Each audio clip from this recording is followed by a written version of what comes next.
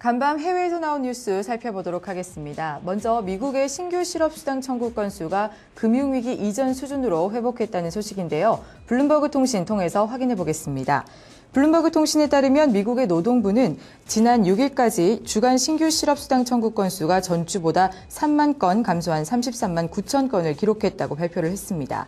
이는 월가 전망치인 37만 명을 크게 밑도는 것으로 지난 2008년 2월 이후 최소치인데요. 다만 2주 전 수치는 종전의 36만 7천 건에서 36만 9천 건으로 소폭 상향 조정됐습니다. 이에 대해서 경제 전문가들은 일자리 붕괴는 더 이상 큰 문제가 아니라며 신규 고용 속도가 더디다는 게 더 문제라고 지적을 했고요. 한편 이날 미국은 무역 수지 역시 발표를 했는데 적자 규모가 2개월 연속 증가했다고 보고를 했습니다. 이는 세계 글로벌 경기 침체에 따른 미국의 수출 규모가 크게 위축됐기 때문으로 분석이 됐습니다. 네, 다음은 일본의 소프트뱅크가 미국의 이동통신사인 스프린트 넥스텔 인수를 추진하고 있다는 소식인데요. 월스트리트 저널이 보도를 했습니다. 이 신문을 살펴보면은 이 소프트뱅크는 1조 원을 들여서 스프린트 주식의 3분의 2 정도를 확보하려는 것으로 알려지고 있습니다. 손정희 소프트뱅크 회장은 2006년 보다폰 재팬을 사들이는 등 과거에도 과감한 시도를 많이 해왔고 오늘날의 소프트뱅크가 성장하는 데 인수합병이 큰 역할을 했다는 평가인데요.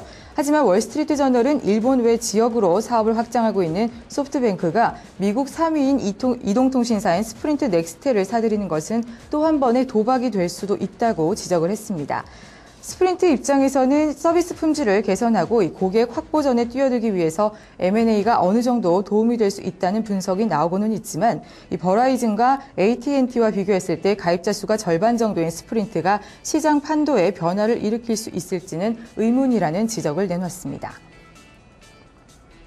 네, 마지막으로 유로존 소식인데요. 이 스페인의 신용등급이 강등되면서 유로존 재무 위기에 대한 이 우려가 다시 부각이 되고 있는 모습입니다. 이에 대해서 미국의 재무부 장관을 지낸 로저 알트만이 유럽 채무 위기는 이제 절반 정도 지났다고 얘기를 했습니다. CNBC를 통해서 확인을 해보겠습니다. 로저 알트만 전 장관은 CNBC 인터뷰를 통해서 유로존의 채무 위기는 이제 절반까지 왔고 위기 해결에 최소 2년은 더 필요할 것이라고 전망을 했는데요.